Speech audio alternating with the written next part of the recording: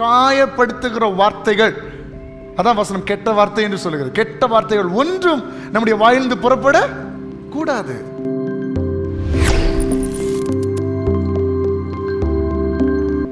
ஒரு தாய்க்கு தகப்பனுக்கு என்ன மரியாதையை நாம் கொடுக்க வேண்டுமோ அதே மரியாதையை அந்த தாயினுடைய தகப்பனுடைய வயதுக்குட்பட்ட ஜனங்களுக்கு நாம் கொடுத்தாக வேண்டும்.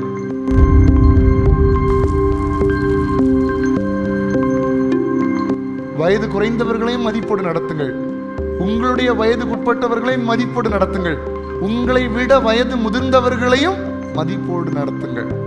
கர்த்தர் அதை தான் விரும்புகிறார்.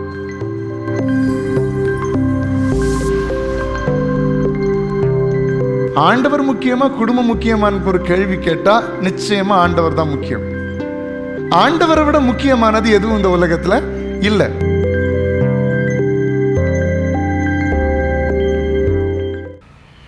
இன்றைக்கு நம்ம தியானிக்க போகிற காரியம், நம்முடைய குடும்பத்தில் நாம் எப்படி நடந்து கொள்ள வேண்டும் என்பதை பற்றி இன்றைக்கு நாம் தியானிக்க போகிறோம். கர்த்தர் சுத்தமானால் வரும் நாட்களிலே ஒவ்வொருவரும் எப்படி நடக்கணும், அப்பாவாக இருக்கிறவங்க அம்மாவாக இருக்கிறவங்க எப்படி நடக்கணும், பிள்ளையாக இருக்கிறவங்க எப்படி நடக்கணும், வயது முதிர்ந்தவர்கள் எப்படி நடக்கணும், வாலிப பிள்ளைகள் எப்படி நடக்கணும், அப்படி என்பதை குறித்து கர்த்தர் சித்தமானால் நம்ம வரும் நாட்களில் நம்ம தியானிப்போம். இன்றைக்கு அடிப்படையாக பேசிக்கான ஒரு சில காரியங்களை நாம் தியானிக்க போகிறோம். எப்படி என்றால், வேதத்தின்படி அடிப்படையாக வேதம் ஒரு மனிதன் எப்படி குடும்பத்தில் இருக்க வேண்டும், இது எல்லாருக்கும் பொருந்தும். சின்ன பிள்ளைகளுக்கும் பொருந்தும், வாலிபர்களுக்கும் பொருந்தும், பெற்றோராக இருக்கிறவங்களுக்கும் பொருந்தும், முதிர் வயதுள்ளவர்களுக்கும் பொருந்தும். எல்லாருக்கும் பொருந்தக்கூடிய வகையில் இன்றைக்கு ஒரு சின்ன இன்ட்ரோடக்ஷன் மாதிரி இன்றைக்கு உள்ள செய்தியை நான் கொடுக்க விரும்புகிறேன். மறுபடியும் சொல்லுகிறேன், நாம் நம்முடைய குடும்பத்தில் எப்படி நடந்து கொள்ள வேண்டும், மற்றவர்களிடத்தில் நம்மோடு கூட வசிக்கிறவர்களிடத்தில் எப்படி நடந்து கொள்ள வேண்டும் என்பதை குறித்து ஒரு சில காரியங்களை இன்றைக்கு நாம் வேதாந்தத்தில் தியானிக்க போகிறோம்.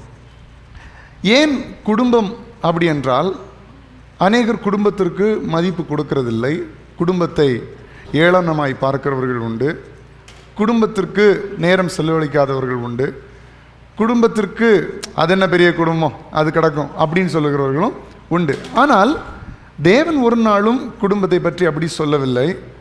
தேவன் முதலாக உருவாக்குனதே குடும்பத்தை தான். கரெக்ட் தானே?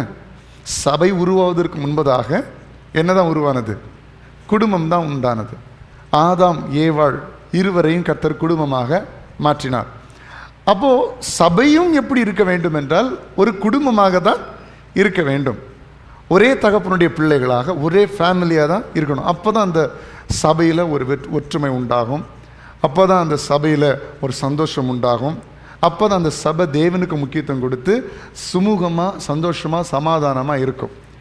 அப்போ முதல்ல கர்த்தரே ஒரு குடும்பத்துக்கு முக்கியத்துவம் கொடுக்கிறார் என்று சொன்னால், நீங்களும் நானும் நம்முடைய குடும்பத்திற்கு எவ்வளவு முக்கியத்துவம் கொடுக்க வேண்டும் என்பதை நீங்கள் சிந்தித்து பார்க்க வேண்டும். ஒரு நாளும் குடும்பம் முக்கியம் அல்ல, என்னுடைய வீட்டில் இருக்கிறவர்கள் முக்கியம் அல்ல அப்படி என்று சொல்லி நாம் நினைத்து விடக்கூடாது. ஆண்டவர் முக்கியமா குடும்பம் முக்கியமான ஒரு கேள்வி கேட்டால் நிச்சயமாக ஆண்டவர் தான் முக்கியம். ஆண்டவரை விட முக்கியமானது எதுவும் இந்த உலகத்தில் இல்லை. ஆனால் ஒரு மனுஷன் கர்த்தருக்கு முக்கியத்துவம் கொடுப்பானே ஆனால், கர்த்தரை தன்னுடைய இருதயத்தில் மேன்மைப்படுத்துவானே ஆனால், கர்த்தரை தன்னுடைய உள்ளத்தில் கர்த்தரை முதலிடத்தில் வைப்பானே ஆனால், அந்த நேசம், அந்த அன்பு, அந்த பாசம் எங்கே வெளிப்படும் என்றால் அவன் வாழ்ந்து கொண்டிருக்கிற குடும்பத்தில் தான் வெளிப்படும். எத்தனை பேருக்கு நான் சொல்ல புரிகிறது? அப்போ கர்த்தர் குடும்பத்தை மேன்மைப்படுத்துகிறது உண்மை என்றால், கர்த்தர் குடும்பமாய் ஒரு மனுஷியை இணைப்பது உண்மை என்றால், அந்த குடும்பத்தில் இருக்கிற அத்தனை பேரும் கர்த்தர் எதிர்பார்க்கிற பிரகாரம் வாழ வேண்டும் என்பதுதான் அவருடைய முழு விருப்பமாக இருக்கிறது. அப்போ அதில் ஒரு சில காரியங்களை இன்றைக்கு நாம் பார்க்க போகிறோம். அப்போ முதல்ல நம்ம ஃபேமிலி முக்கியம் இல்லைன்னு ஒரு நாள் நீங்கள் என்ன செய்து விடக்கூடாது, நினச்சிடவே கூடாது. அப்படி நினைக்கிற யாராவது இருக்கீங்களா? அப்பா முக்கியம் இல்லை, அம்மா முக்கியம் இல்லை, பிள்ளைகள் முக்கியம் இல்லை, புருஷன் முக்கியம் இல்லை, மனைவி முக்கியம் இல்லை, பாட்டி முக்கியம் இல்லை, தாத்தா முக்கியம் இல்லை, சகோதரர்கள் முக்கியம் இல்லை அப்படின்னு நினைக்கிற யாராவது இருக்கிறீங்களா? அப்படி இருக்கிறீங்கன்னா கரங்களை உயர்த்தி சத்தமாக ஆண்டவருக்கு ஒரு மகிமைகளை செலுத்துவோம். ஹல்லேலூயா. சரி, எல்லாரும் அப்போ முக்கியத்துவம் உண்டு உங்களுக்கு, அப்படி தானே? ஃபேமிலின்னா உங்களுக்கு ஒரு முக்கியத்துவம் இருக்கிறது. சரி, அப்போ குடும்பமாய் நாம் அடிப்படையாக செய்ய வேண்டிய காரியங்கள், குடும்பத்தில் நாம் எப்படி இருக்க வேண்டும் என்கிற காரியத்தை குறித்து நாம் ஒரு சில காரியங்களை பார்ப்போம். முதல்ல, குடும்பம் தேவனை சேவிக்கிற குடும்பமாக இருக்க வேண்டும். அப்போ குடும்பத்தில் இருக்கிற நான் முதலாவது தேவனை சேவிக்கிறவனாக இருக்க வேண்டும். அப்புறம் என்னை சார்ந்தவர்களும் என்னோடு கூட வசிக்கிறவர்களும் தேவனை சேவிக்கிறவர்களாக இருக்க வேண்டும். வாசிப்போம் வசனத்தை. யோசுவா 24ஆம் அதிகாரம் அதனுடைய 15ஆம் வசனத்தை நாம் வாசிப்போம். யோசுவா 24ஆம் அதிகாரம் அதனுடைய 15ஆம் வசனத்தில் கடைசி பகுதியை நம்ம வாசிப்போம். கடைசி பகுதி யோசுவா 24:15 அதனுடைய கடைசி பகுதி. நானும் என் வீட்டாருமோ வென்றால் கர்த்தரையே சேவிப்போம். எல்லாம் சேர்ந்து சத்தமாக வாசிங்க. நானும் என் வீட்டாருமோ வென்றால் கர்த்தரையே சேவிப்போம். அப்போ இப்போது நீங்கள் கொஞ்சம் யோசிச்சு பாருங்கள், உங்கள் வீட்டில் இருக்கிற எல்லாரும் கர்த்தரை சேவிக்கிறார்களா? சேவிக்கிறார்களா? வீடுன்னா நீங்கள் இப்படி ரொம்ப சின்னதாக குறிக்கக்கூடாது. என் ஹஸ்பண்டு, இல்லை என் ஒய்ஃபு, என் பிள்ளைகள், இது மட்டும் இல்லை உங்கள் வீட்டார். ஹலோ, வீட்டார் யாரு? வீட்டார் யாரு? உங்கள் அப்பா அம்மா, உங்கள் அப்பா அம்மாவோட அப்பா அம்மா இருந்தால் அவங்க, உங்கள் சகோதரர்கள், இது உங்கள் வீட்டாரா? எல்லோரும் கவனிக்கிறீங்களா இல்லையா? எல்லோரும் பார்க்கறத பார்த்தா வித்தியாசமாக இருக்கு. என்னடா இது இப்படி? உங்கள் வீட்டார் அவங்க என்ன யார்? உங்கள் அப்பா அம்மா, உங்கள் அப்பா அம்மாவுடைய ஃபேமிலி, உங்கள் சகோதரர்கள். அடுத்தது உங்கள் புருஷன் அல்லது உங்கள் மனைவியினுடைய வீட்டார். நிறைய பேருக்கு அது வீட்டார் கிடையாது. நிறைய பேருக்கு அது வேற, அதுக்கும் எனக்கு சம்மந்தமே கிடையாது. என் குடும்பம் மட்டும்தான் என் குடும்பம், நீ அப்படி கிடையாது. அதுவும் உங்கள் வீட்டார் தான். கரெக்ட் தானே? என்ன நிறைய பேருக்கு அதை ஏற்றுக்கொள்ள முடியலையே. ஹஸ்பண்ட் வீட்டு சைடா, மனைவி வீட்டு சைடா, ஐயோ, அப்படி கிடையாது. எல்லாருமே உங்களுடைய வீட்டார் தான்.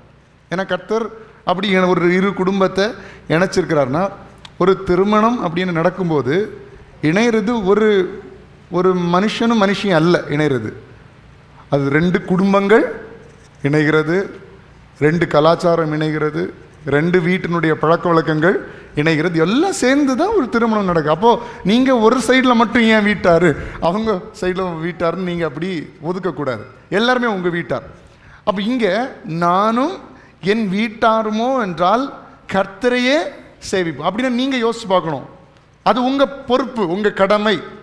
உங்கள் வீட்டில் உள்ள எல்லாரையும் கர்த்தரை சேவிக்க வைக்கிறவர்களாக மாற்றுவது யாருடைய கடமை? யாருடைய கடமை? சத்தமா பதில் சொல்லுங்க. யாருடைய கடமை? உங்களுடைய கடமை. ஆண்டவர் கண்டிப்பாக ஒரு நாள் கேள்வி கேட்பார். அட்லீஸ்ட் நீங்கள் சொல்லியாவது இருக்கணும். நீங்கள் சொல்லி அவங்க கேட்காம போனால் அது நமக்கு பொருட்டல்ல, அது நம்ம அதை பற்றி யோசிக்க வேண்டாம். ஆனால் ஒரு நாள் கேள்வி வரும். அன்னைக்கு ஐஸ்வர்யவான் கேட்ட மாதிரி நம்ம கேட்கக்கூடாது. ஆண்டவரே, என் சகோதரர்கள் அப்படி இருக்காங்கப்பா, அவங்க எல்லாம் அழிஞ்சிட்டு இருக்காங்க ஆண்டவர், எப்படியாவது. அப்படிப்பட்ட நிலைமையில் நம்ம யாரும் மாற்றப்படவே கூடாது. நீங்கள் எப்படி யோசிக்கணும்னா, உங்கள் வீட்டார் அத்தனை பேரும் கர்த்தரை சேவிக்கிறவர்களாக மாற்றப்பட வேண்டும். அது வரைக்கும் உங்கள் பிரயாசமும் உங்கள் முயற்சியும் நிற்கவே கூடாது. உங்கள் ஜெபம் நிற்கவே கூடாது. அது ஒரு டாஸ்காக நீங்கள் வச்சுருக்கணும். அப்போது உங்கள் அப்பா அம்மாவுடைய வீட்டார், உங்களுடைய புருஷன் அல்லது மனைவி அவருடைய வீட்டார் அத்தனை பேரும் யாரை ஏற்றுக்கொள்ளணும்? கர்த்தரை ஏற்றுக்கொள்ளணும். அப்போ அதுக்கு ஒரு வழி சொல்லிட்டேன். முதல்ல அவங்களுக்கு சொல்லணும், 2வது அவங்களுக்காக ஜெபிக்கணும். கர்த்தருடைய காரியங்களை வாய்க்க செய்வார். அப்போது இந்த குடும்பம் முழுவதும். அடுத்தது உங்கள் தனிப்பட்ட வாழ்க்கை. நீங்கள் ஒரு சின்ன ஃபேமிலியாக இருக்கீங்கன்னா நீங்கள் அத்தனை பேரும் கர்த்தரை சேவிக்கிறவர்களாக இருக்க வேண்டும். அப்படி சேவிக்க வைப்பதற்கு நீங்கள் ஒவ்வொருவரும், இந்த வார்த்தையை கேட்கிற நீங்கள் பர்சனலாக நீங்கள் காரணமாக இருக்கணும். உங்கள் குடும்பம் கர்த்தரை சேவிப்பதற்கு, உங்கள் குடும்பம் கர்த்தரை ஆராதிப்பதற்கு நீங்கள் காரணமாக இருக்க வேண்டும். கர்த்தர் அதை தான் விரும்புகிறார். ஹல்லேலூயா. அப்போ முதல்ல நான் என் குடும்பத்தை கர்த்தரை சேவிக்கிற குடும்பமாக மாற்ற வேண்டும். எத்தனை பேர் ஆம் என்று ஒத்துக்கொள்ளுகிறீர்கள்? ஹல்லேலூயா. சரி, ரெண்டாவது, இப்போ இந்த இதிலே உங்களுக்கு எக்ஸாம்பிள் பார்த்தா தெரியும். ஏன் கர்த்தரை சேவிக்கணும்னா, உலகத்தில் வருகிற பிரச்சனைகளுக்கு, உலகத்தின் வர தீமைகளுக்கு நீங்களும் உங்களுடைய குடும்பமும் தப்பித்து கொள்ள வேண்டும் என்றால், நீங்களும் உங்களுடைய குடும்பமும் கர்த்தரை சேவிக்கிறவர்களாக இருந்தால் மட்டும்தான் தப்ப முடியும். இப்போ இந்த உலகத்தில் நடந்துட்டு இருக்கிற பிரச்சனைகள், யுத்தங்கள், நோய்கள், கொள்ளை நோய்கள், அநேக கஷ்டங்கள், நெருக்கங்கள், அநேக பாடுகள், வேதனைகள், இதில் இருந்தெல்லாம் உங்களுடைய குடும்பம் தப்புவிக்கப்பட வேண்டும் என்றால், இது யோசுவால நம்ம வாசித்தது பிரகாரம் நானும் என் குடும்பம் என்றால் கர்த்தரையே சேவிப்போம். அப்படிப்பட்ட ஒரு குடும்பத்துக்கு தான் ரட்சிப்பு உண்டாகும். நோவாவையும் நோவாவுடைய குடும்பத்தையும் கர்த்தர் ரட்சித்தார். எதனால்? பொல்லாப்பான வழிகளை பின்பற்றாதபடிக்கு அவர்களும் அவருடைய குடும்பமும் கர்த்தரை சேவித்தபடினார். ஹல்லேலூயா. அவ்வளோ பெரிய ஒரு வெள்ளத்திலிருந்து உலகமே அழியக்கூடிய சூழ்நிலையிலும் கர்த்தர் ஒரு குடும்பத்தை காப்பாற்ற முடியும் என்றால், நீங்களும் உங்களுடைய குடும்பமும் கர்த்தரை சேவிக்கிறவர்களாக இருக்கும்போது, உலகத்தில் 1000 பிரச்சனைகள் எழும்பினாலும் நீங்கள் கர்த்தரை சேவிக்கிறபடினால் உங்களையும் உங்களுடைய குடும்பத்தையும் கர்த்தர் காப்பாற்றுவார். ஹல்லேலூயா. யோசபாத் ராஜாவுடைய அந்த சம்பவத்தில் பார்க்கிறோம், 2 நாளாகவும் 20 அதில் யூதா கோத்திரத்தார் அனைவரும் எடுத்தீங்கன்னா வாசிங்க.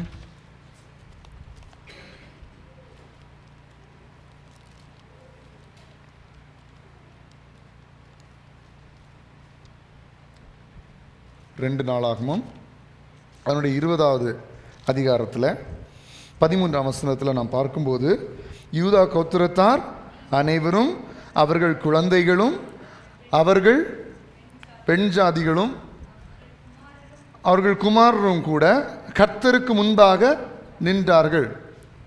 அப்பொழுது சபையின் ஓகே, அது வேண்டாம் நமக்கு. இப்போ என்ன, கர்த்தருக்கு முன்பாக நின்றார்கள். அப்போ யாரெல்லாம்? அவர்கள் குழந்தைகளும், பெண் ஜாதிகளும், அவர்கள் குமாரரும் கூட. அப்போ ஒரு குடும்பமாய் கர்த்தருக்கு முன்பாக நிற்கும் போது கர்த்தர் அந்த தேசத்துக்கே ஒரு ரட்சிப்பை கட்டளையிட்டார். கவனிக்கிறீங்களா? அப்போ ஏன் நான் ஏன் குடும்பமாக சபைக்கு வரணும்? ஏன் நான் குடும்பமாக ஆண்டவர் ஆராதிக்கணும்? ஏன் வீட்டில் நான் குடும்பமாக ப்ரேயர் பண்ணணும்? அதில் சக்தி இருக்குது, அதில் வித்தியாசம் இருக்குது. உங்கள் குடும்பம் ரட்சிக்கப்படணும்னா குடும்பமாக கர்த்தரை சேவிக்கணும். குடும்பம் ஆபத்துக்கு தப்புவிக்கப்பட வேண்டும் என்றால் குடும்பமாய் கர்த்தரை சேவிக்க வேண்டும். நீங்க முழு குடும்பமும் ஆண்டவருக்காக நின்று பாருங்கள். கர்த்தருடைய பாதப்படியில் வந்து நின்று பாருங்கள், சபையில வந்து நின்று பாருங்கள். கர்த்தர் உங்க குடும்பத்தை எப்படி உயர்த்துகிறார் என்பதை நீங்கள் கண்கூடாக பார்ப்பீர்கள். குடும்பத்தில் ஒரு தேவை, குடும்பத்தில் ஒரு கஷ்டம் அப்படின்னா நீங்க குடும்பமா நின்று ஆண்டவரத்தில் ஜெபம் பண்ணி பாருங்களேன். ஆண்டவரத்தில் கேட்டு பாருங்க, குடும்பமா ஃபேமிலியா நின்று, ஏசப்பா உங்க பிள்ளைகளாகிய நாங்கள் உம்முடைய உதவிக்காக காத்திருக்கிறோம், ஜெபம் பண்ணி பாருங்க. கர்த்தர் எப்படி வழிகளை திறப்பார் என்பதை நீங்கள் பார்ப்பீர்கள். உலகத்தில் 1000 பிரச்சனைகள் நம்மை சூழ்ந்திருக்கலாம், 1000 கஷ்டங்கள் நம்மை சூழ்ந்திருக்கலாம். ஆனால் அது எல்லாவற்றுக்கும் கர்த்தர் உங்களை தப்புவிக்க வல்லமையுள்ளவராக இருக்கிறார். நீங்க குடும்பம் ஆண்டவருக்கு முன்பாக நிற்கும் போது அதை ஆண்டவர் எதிர்பார்க்கிறார். அப்போ நோவாவையும் குடும்பத்தையும் கர்த்தர் ரட்சிக்க முடியும் என்றால், யோசபாத் ராஜாவுடைய அந்த தேசத்தை கர்த்தர் ரட்சிக்க முடியும் என்றால், நீங்களும் நானும் குடும்பமா நிற்கணுமா வேண்டாமா? குடும்பமா கர்த்தரை சேவிக்கணுமா வேண்டாமா? கண்டிப்பாக கர்த்தரை சேவிக்கணும். அப்போதான் கர்த்தர் நம்முடைய குடும்பத்திற்கு ஒரு ரட்சிப்பை தருவார், எல்லாவித தீமைகளுக்கும் விலக்கி காப்பாற்றுவார். சரி, அப்போ இது ஒரு பாயிண்ட், பேசிக்காக நம்ம குடும்பத்தில் அடிப்படைக்கான காரியங்கள். ரெண்டாவது, 1 தீமோத்தேயு 5ஆம் அதிகாரம் அதனுடைய 8ஆம் வசனம்.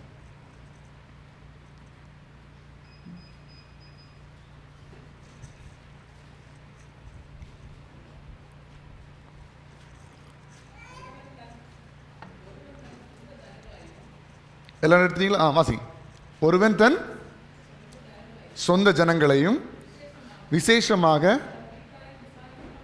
தன் வீட்டாரையும் விசாரியாமற் போனால் அவன் விசுவாசத்தை மறுதலித்தவனும் அவிசுவாசியிலும் கெட்டவனுமாயிருப்பார். ரெண்டாவது பாயிண்ட் என்னன்னா, அடிப்படையாக ஒரு குடும்பத்தில் ஒரு மனுஷன் குடும்பத்தில் இருக்கிற மற்றவர்களை விசாரிக்க வேண்டும்.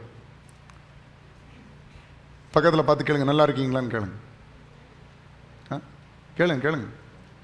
நல்லா இருக்கீங்களான்னு கேளு. பார்த்தீங்களா, நீங்கள் பக்கத்தில் இருக்க ஆளையே ஒரு வேற்று கிரகவாசி மாதிரி பார்க்குறீங்க.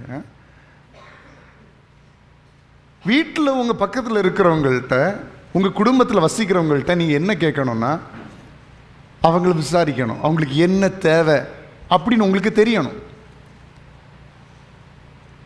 சிலருக்கு அப்பாவுக்கு என்ன தேவைன்னே தெரியாது, அம்மாவுக்கு என்ன தேவைன்னே தெரியாது, பிள்ளைகளுக்கு என்ன தேவைன்னே தெரியாது, சகோதரனுக்கு என்ன தேவைன்னு தெரியாது.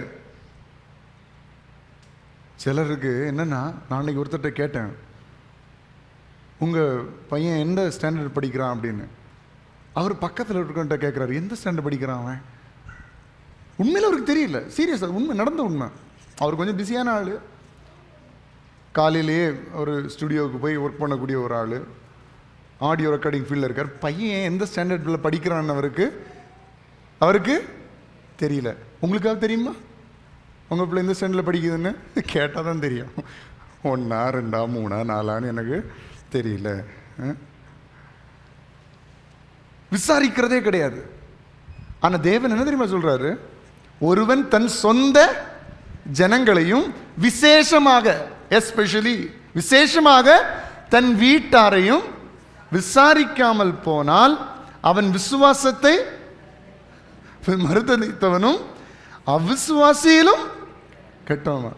அதாவது சர்ச்சுக்கு போயிட்டு ஆண்டவரை ஆராதிச்சுட்டு ஞானஸ்நானம் எடுத்து ரட்சிக்கப்பட்டு ஆவியோடும் உண்மையோடும் அந்நிய பாஷையிலும் நல்ல அபிஷேகத்தோடு கர்த்தரை ஆராதிச்சுட்டு உங்கள் வீட்டில் இருக்கிறவங்கள நீங்கள் விசாரிக்காமல் போன வசனம் என்ன தெரியுமா சொல்லுது? அவிசுவாசியிலும் கெட்டவனாக இருப்பான். ஹல்லேலூயா. நீங்கள் ஒரு 5 பேர் இருக்கிறீங்கன்னா உங்களுக்கு உங்கள் சுற்றி இருக்கிற அந்த 4 பேரை பற்றி கரெக்டாக தெரியணும். அவங்களுக்கு என்ன தேவை, அவங்க காலையில் சாப்பிட்டாங்களா, மத்தியானம் சாப்பிட்டாங்களா. சில இடத்துல பெற்றோர் நல்ல எல்லாத்தையும் கரெக்டாக பிள்ளைகிட்ட கேட்டுருவாங்க, டே சாப்பிட்டியா, காலையில் டிஃபன் சாப்பிட்டியா, மத்தியானம் சாப்பிட்டியா அப்படி. ஆனால் பெற்றோர்கிட்ட கேட்குறதே, பிள்ளைகள் அநேக இடங்கள் பெற்றோர்கிட்ட கேட்குறதே கிடையாது. சாப்பிட்டியா, சாப்பிடலையா, நீ சாப்பிட்டா என்ன, சாப்பிடாம போகிறேன், எனக்கு என்ன, நான் காலையில் எழும்பி என் பாட்டுக்கு போயிட்டே இருப்பேன் அப்படின்னு விசாரிக்கிறோம். விசாரிக்கலைன்னா அவிசுவாசியிலும் கெட்டவனாக இருப்பான் என்று நான் சொல்லவில்லை, நீங்கள் வைத்திருக்கிற உங்கள் வேதாகமும் உங்களை பார்த்து சொல்லுகிறது, என்னை பார்த்தும் கேட்கிறது. எல்லாருக்கும் கர்த்தருடைய வார்த்தை ஒன்று தான். எல்லாரையும் விசாரிக்கணும். அது ஒரு நல்ல பழக்கம்.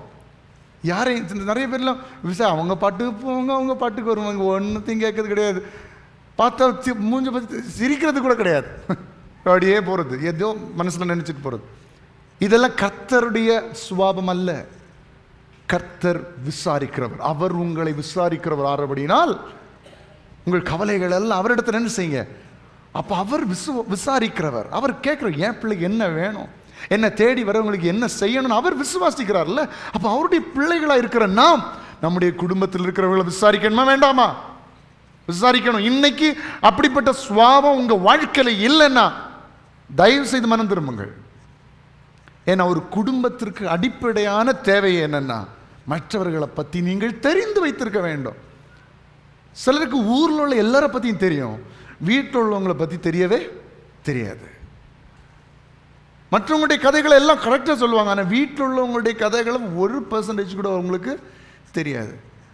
அப்படிப்பட்ட ஒரு லிஸ்ட்டில் நம்ம ஒரு நாள் என்ன செய்யக்கூடாது, இருக்கக்கூடாது. நாம் விசாரிக்கிறவர்களாக இருக்க வேண்டும். சரி, அப்போ 2 காரியத்தை பார்த்துட்டோம். ஒன்று என்ன, நாம் குடும்பமாய் தேவனை சேவிக்க வேண்டும். 2வது, நம்முடைய வீட்டாரை விசாரிக்க வேண்டும். இதை கர்த்தர் விரும்புகிறார். 3வது, கூட வசிக்கிறவர்களை தாங்க வேண்டும், அவர்களை மன்னிக்க வேண்டும். நம்முடைய குடும்பத்தினர் என்ன செய்யணும், தாங்கணும், மன்னிக்க வேண்டும். இந்த 2 காரியம் ஒன்றோட ஒன்று சம்மந்தப்பட்டது.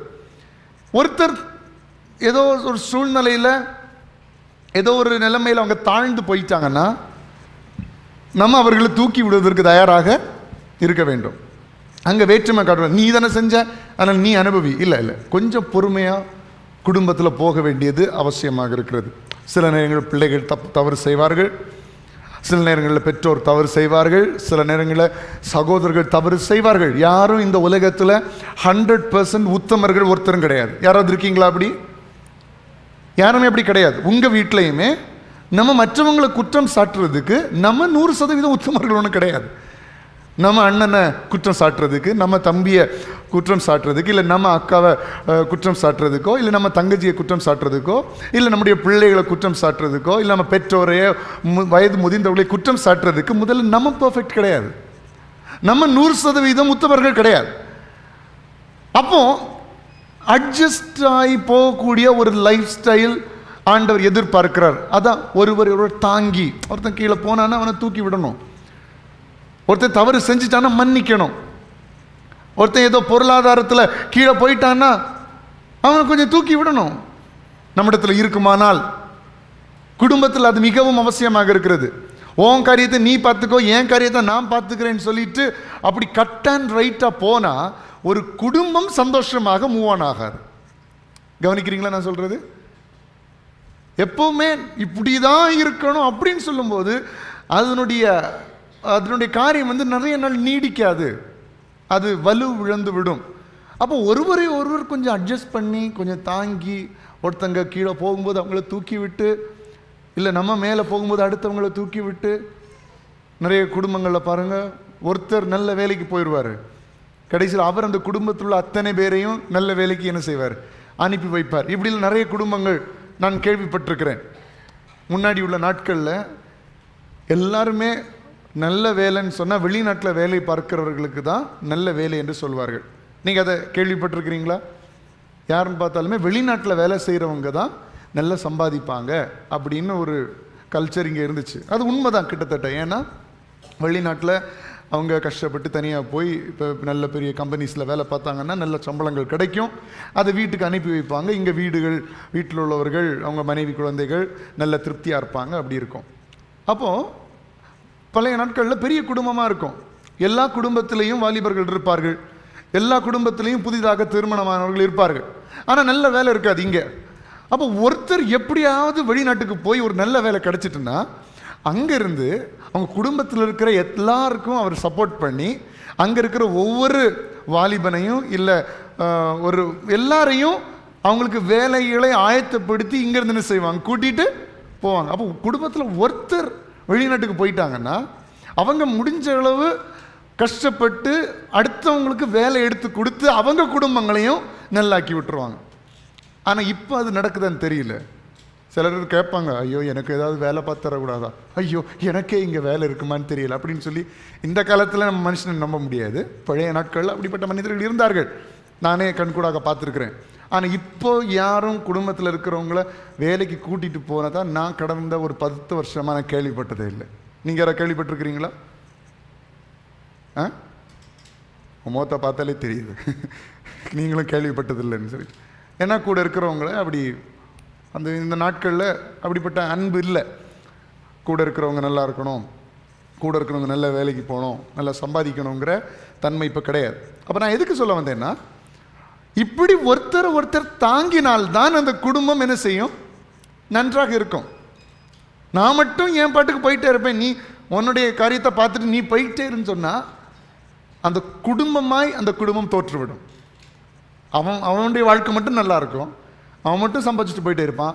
ஆனால் சகோதரர்கள், சகோதரிகள், அவங்களுடைய குடும்பம், அவங்க பெற்றோர் எல்லாம் கஷ்டத்தை அனுபவிச்சுட்டு இருப்பாங்க.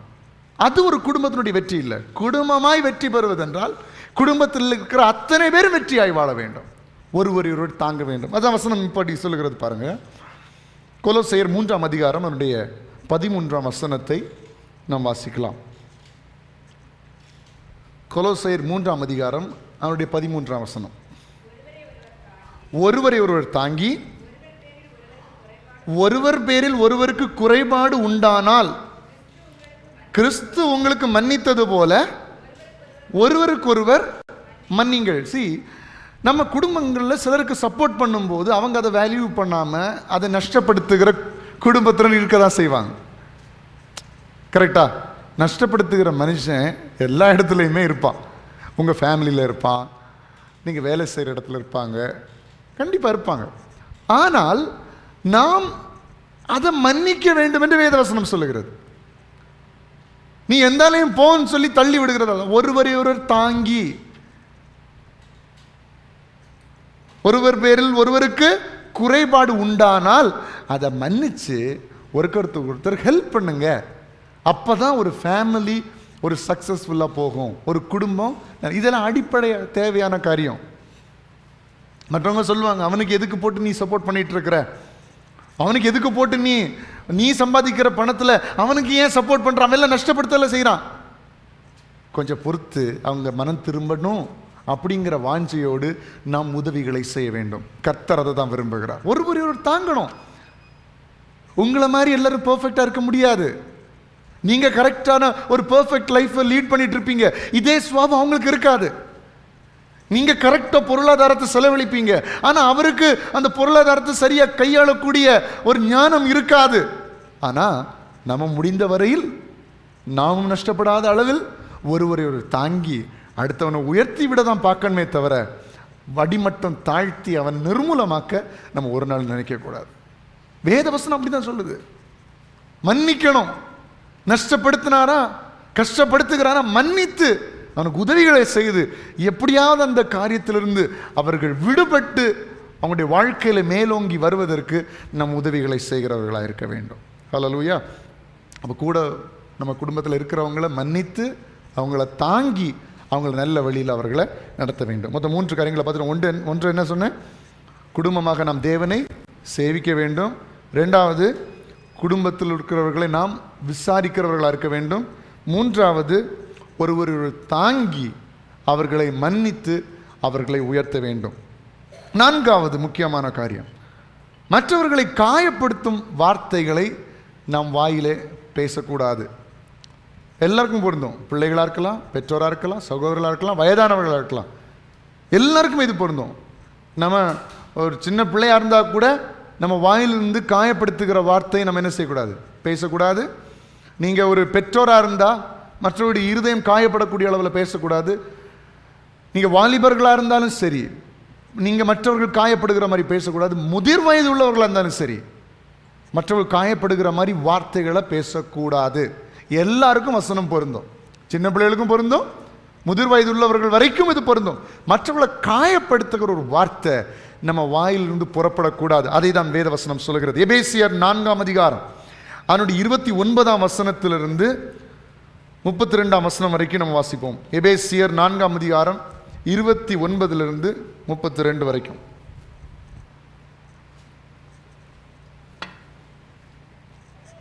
உண்மையிலே இந்த வசனங்களின்படி நம்முடைய குடும்பம் மாறுமையானால் நல்ல சந்தோஷமும் சமாதானமும் உள்ள ஒரு வாழ்க்கையை கர்த்தர் உங்களுக்கு தந்தருள்வார். வாசிக்கலாம். எபேசியர் 4:29. கெட்ட வார்த்தை ஒன்றும் உங்கள் வாயிலிருந்து புறப்பட வேண்டாம்.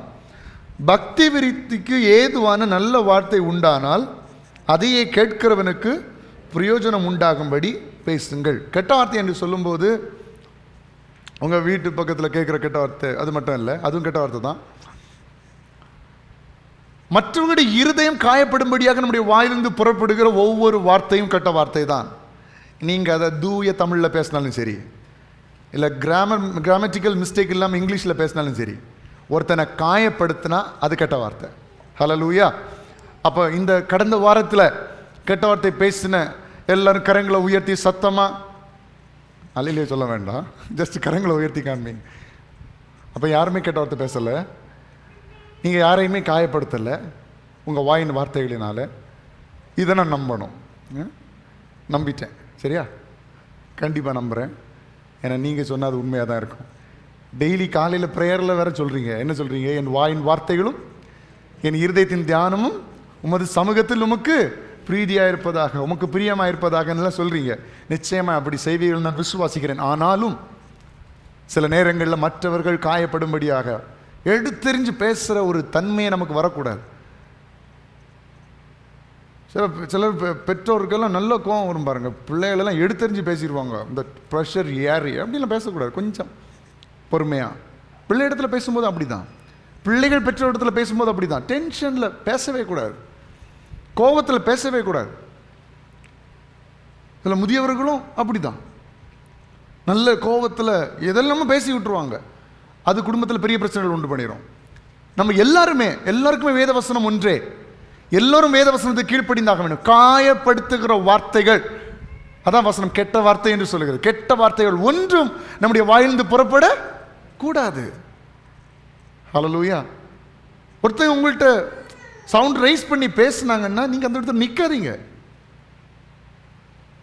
சொல்லுங்க, நீ என்கிட்ட இப்படி எகென்ஸ்டா பேசாத, என்கிட்ட சத்தமா பேசாத, அமைதியா பேசுறதா இருந்தா மட்டும் என்கிட்ட என்ன செய், பேசு, நீங்க சொல்லுங்க. அப்போ அவங்க என்ன, நீங்க அதுக்கு நீ சத்த முடியும், நானும் அதுக்கு எனக்கு தொண்டைக்கு பவர் உனக்கு தெரியுமா அப்படின்னு சொல்லிட்டு கீறி தள்ளுறாங்க. அப்புறம் வீட்டில் இருக்க செவரெல்லாம் கிராக் விழுந்துடும். அவர்கள் சத்தம் போடுகிறார்கள் என்று நாமும் சத்தம் போடுவதற்காக அல்ல. நீங்க வாயை திறந்து சொல்லணும், சத்தம் போட்டு பேசுறதா இருந்தா என்கிட்ட பேசாத. ஹலோ, பக்கத்தில் உங்க குடும்பத்தினர் இருப்பாங்கன்னா பக்கத்தில் பார்த்து சொல்லுங்க, சத்தம் போட்டு பேசுறதா இருந்தா என்கிட்ட நீ பேசாத. ஏன் தெரியுமா? அது பிரச்சனைகளை உண்டு பண்ணும், சண்டைகளை ஏற்படுத்தும், வீட்டின் சமாதானத்தை அது கெடுத்து போடும். அப்போ கோபப்பட்டு பேசும்போது நம்ம அந்த இடத்துல நிற்கவே கூடாது, அதுக்கு அனுமதிக்கவே கூடாது. நம்ம சின்ன பிள்ளைகள் வளர்க்கும் போது சொல்லுவாங்கல்ல, கை நீட்டி பழக்கக்கூடாதுன்னு சொல்லுவாங்க, அப்படி தானே? ஏன் அப்படி? கை நீட்டி அடித்து பழகிடுச்சுன்னா வளர்ந்த பிறகு அந்த குழந்தை என்ன செய்யும், அப்படியே அடித்து பழகும் அப்படின்னு. இதே மாதிரி தான் நீங்கள் வாய் நீட்டி பழக்கக்கூடாதுன்னு என்ன செய்யணும், பழக்கணும். சிலவங்க வீட்டில் வளர்ந்த குழந்தைங்க இருப்பாங்க, அந்த குழந்தைகளுக்கு இந்த வாய் நீட்டுறதை என்ன செய்யணும், கொஞ்சம் தடுத்து பழக்கணும். சத்தம் உயர்த்தி பேசுவது, எதிர்த்து பேசுவது, இதெல்லாம் நம்ம அனுமதிக்கக்கூடாது யாரையுமே. ஒரு சாதுவான வார்த்தைகள், அன்பான வார்த்தைகள் உங்களுடைய இருதயத்திலிருந்து, வாயிலிருந்து என்ன செய்ய வேண்டும், புறப்பட வேண்டும். அதான் வேதவசம், கெட்ட வார்த்தை ஒன்று உன் வாயிலிருந்து புறப்பட வேண்டாம். பக்தி விருத்திக்கு ஏதுவான நல்ல வார்த்தை உண்டானால் அதையே கேட்கிறவனுக்கு பிரயோஜனம் உண்டாகும்படி பேசுங்க. இது வசனத்துடைய சாராம்சம் என்ன தெரியுமா? நல்ல வார்த்தை இருக்குன்னா பேசு, இல்லைன்னா பேசாத. ஒருத்தனுக்கு பெனிஃபிட்டா நீ பேசுறியா, ஒருத்தனுக்கு நன்மை உண்டாக பேசுறியா, பிரயோஜனம் உண்டாக பேசுறியா, பேசு. ஒருத்தனுக்கு பிரயோஜனம் இல்லாதத நீ பேசாத. இதுதான் இந்த வசனம் சொல்லுகிறது.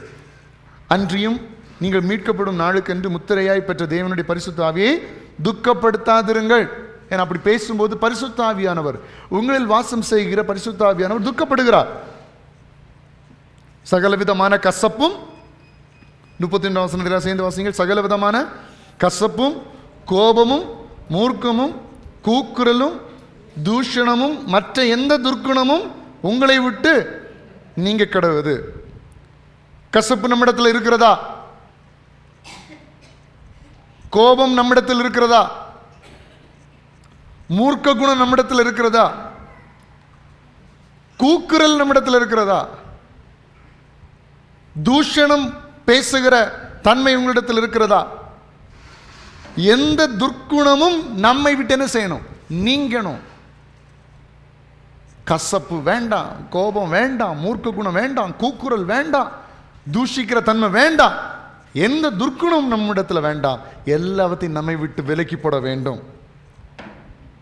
32ஆம் வசனம் சொல்லுகிறது, ஒருவருக்கொருவர் குடும்பத்தில் இருக்க வேண்டிய காரியத்தை பற்றி வேதம் சொல்லுகிறது. ஒருவருக்கொருவர் தயவாயும் மன உருக்கமாயும் இருந்து கிறிஸ்துவுக்குள் தேவன் உங்களுக்கு மன்னித்தது போல நீங்களும் ஒருவருக்கொருவர் மன்னிங்கள். அப்போ ஒருவருக்கொருவர் எப்படி இருக்கணும்? தயவாயும் மன உருக்கமாய் இருந்தீங்கன்னா உங்கள் வாழ்க்கையில் கர்த்தர் சந்தோஷத்தையும் சமாதானத்தையும் தருகிறவராக இருக்கிறார். ஹல்லேலூயா. அப்போ கோபத்தில் பேசுகிற தன்மைகள் வேண்டாம். அன்பா சொல்லி பழகணும். கண்டிக்க வேண்டிய இடத்துல பிள்ளைகளை கண்டிக்கணும். எப்பவும் நம்முடைய டென்ஷனை, நம்முடைய கவலைகளை கோபமாய் மாற்றி குடும்பத்தில் இருக்கிறவர்களிடத்தில் காட்டுகிறவர்களாய் நாம் இருக்கக்கூடாது. அப்படிப்பட்ட வாழ்க்கையை கர்த்தர் விரும்புகிறது இல்லை. சரியா? அப்போது மொத்தம் 4 காரியங்களை பார்த்துட்டோம். ஒன்று என்ன? குடும்பமாய் நாம் தேவனை சேவிக்க வேண்டும். 2வது, குடும்பத்தில் இருக்கிறவர்களை நாம் விசாரிக்க வேண்டும். 3வது, குடும்பத்தில் இருக்கிறவர்களை தாங்க வேண்டும், அவர்களை மன்னிக்க வேண்டும். 4வது, காயப்படுத்தும் வார்த்தைகளை நம் குடும்பத்தில் இருக்கிற பேசக்கூடாது என்பதை பார்த்தோம். சரியா?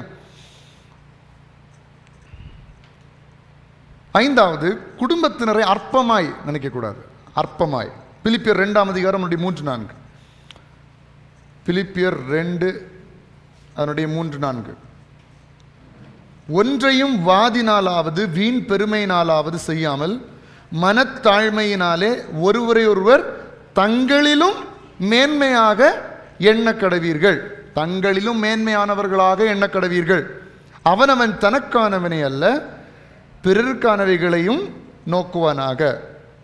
அதாவது தனக்கானவைகளை அல்ல பிறருக்கானவைகளையும், அப்படின்னா தனக்கு காரியங்களை பார்க்கறது போல பிறருக்கான காரியங்களை என்ன செய்யணும்? பார்க்கணும் அப்படின்னு. வாதினாலாவதுன்னா என்ன?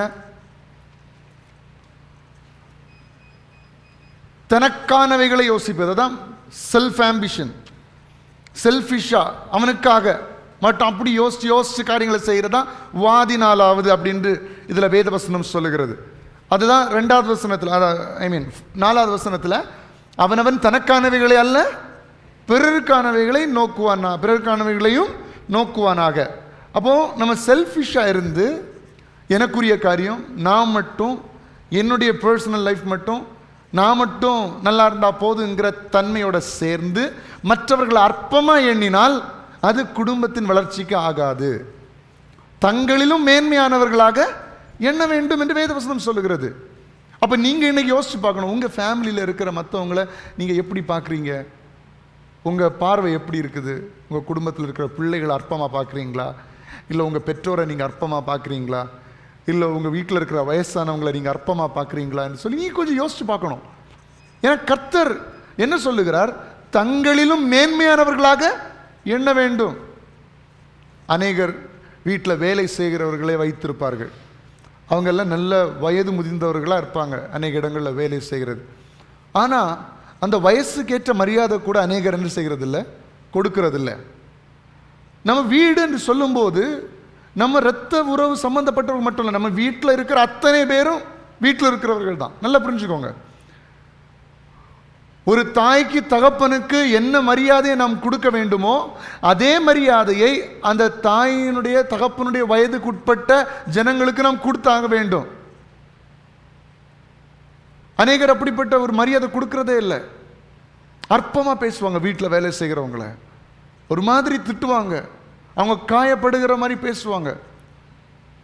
ஈவன் பெரிய பெரிய ஆஃபீஸில் வேலை பார்க்குற, அதாவது ஒரு மேனேஜராக இருக்கட்டும், இல்லை ஒரு பர்டிகுலர் டீம் லீடராக இருக்கட்டும், இவங்கெல்லாம் வயது குறைந்தவர்களாக இருப்பார்கள். ஆனால் இவர்களுக்கு கீழாக வேலை செய்கிறவர்கள் வயது முதிர்ந்தவர்களாக இருப்பார்கள்.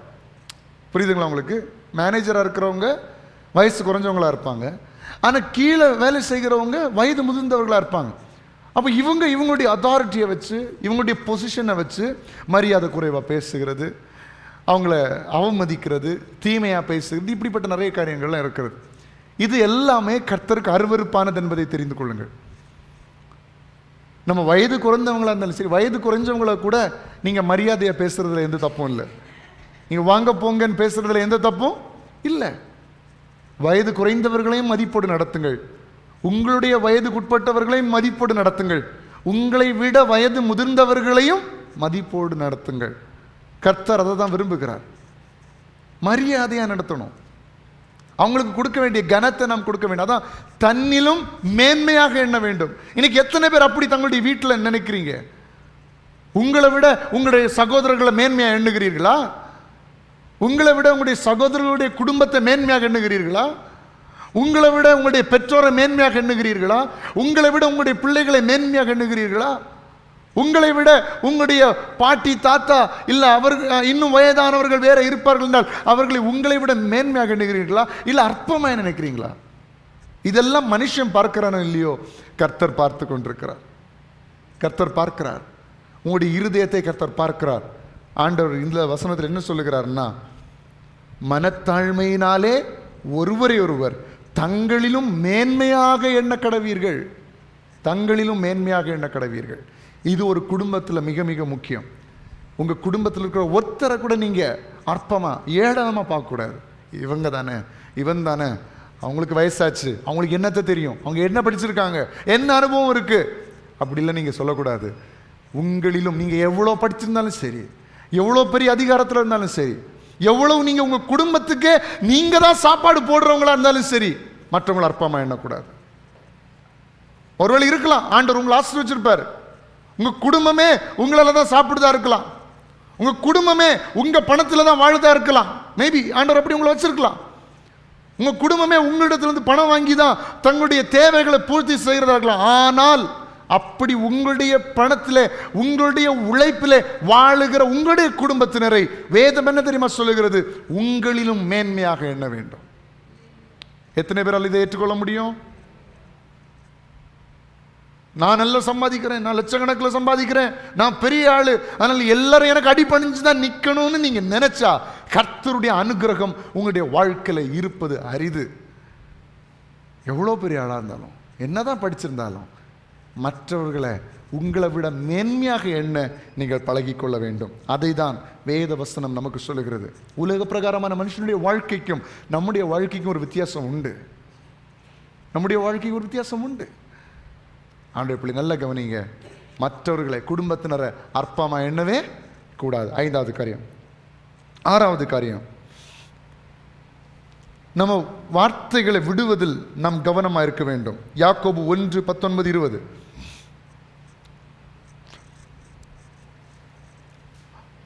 நம்முடைய வார்த்தைகளை பேசுவதில் நம்ம ரொம்ப கவனமாக இருக்கணும்.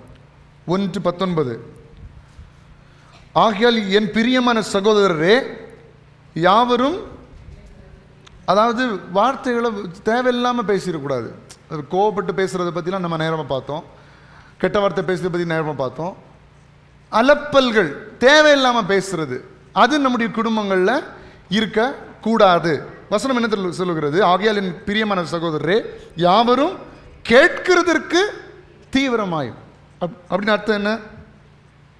அப்போ இன்னும் இருந்து நான் நிறைய கேட்பேன், நிறைய கேள்வி கேட்பேன், வா வீட்டுக்கு வா, நிறைய அந்த கேட்பதில்ல. என்னது? லிசனிங். கேட்பதற்கு தீவிரமாயும். பேசுகிறாங்களா? கேளுங்க நல்லா. எல்லாத்தையும் கேட்டுட்டு பொறுமையாக இருங்க. எல்லாத்தையும் ஸ்டோர் பண்ணி வச்சுக்கோங்க, சரியா? கேட்கிறதற்கு தீவிரமாயும் பேசுகிறதற்கு பொறுமையுமா இருக்க வேண்டும். நிறைய பேர் பாருங்க, ஒரு சென்டென்ஸ் பேசி முடிக்கிறதுக்கே நிறைய பேர் விட மாட்டாங்க. கவனிச்சிருக்கீங்களா? ஒருத்தர் ஒரு காரியத்தை சொல்லிட்டு இருக்கிறாருன்னா அவங்க பேசி முடிக்கிறது வரைக்கும் கூட இவங்களுக்கு வெயிட் பண்ண முடியாது. அவங்க பேசி தொடங்க முன்னாடி இவங்க ஏதாவது பேசி, நிறைய இடங்களில் இது நடக்கிறது. ஒரு கான்வர்சேஷன் நடக்குதுன்னா ஒருத்தர் பேசி முடிச்ச பிறகு தான் இவங்க என்ன செய்யணும்? பேசணும்.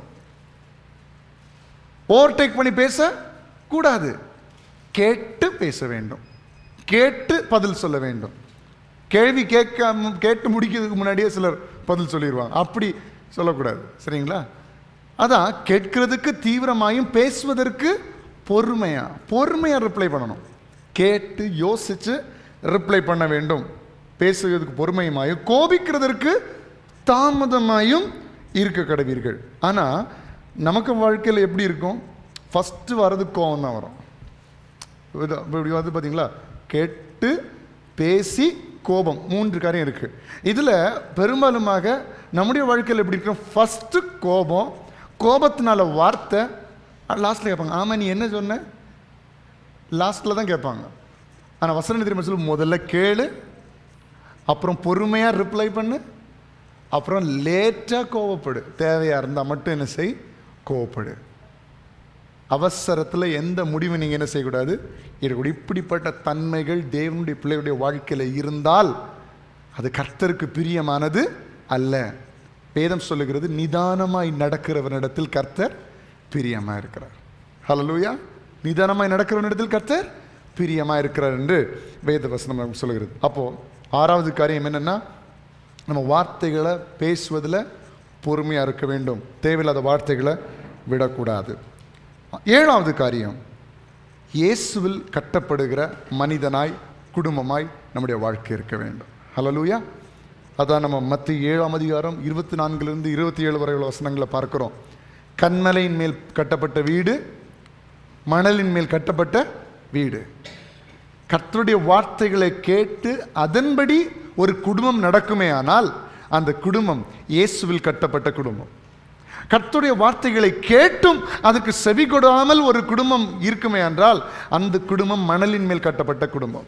அந்த குடும்பம் நிலைக்காது. இயேசுனுடைய வார்த்தைகளை கேட்டு நடக்கிற குடும்பம் வாழ்க்கையில் நிலை நிற்கும்.